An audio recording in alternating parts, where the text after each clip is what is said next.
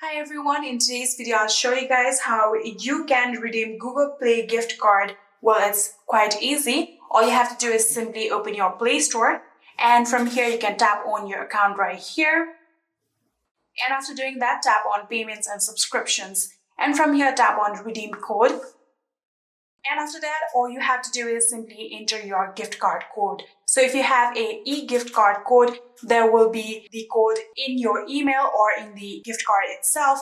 But if you have a physical gift card, there will be the code in the back of the card. So if you just want to scan the gift card, you can also do that by simply tapping on this scan gift card like this.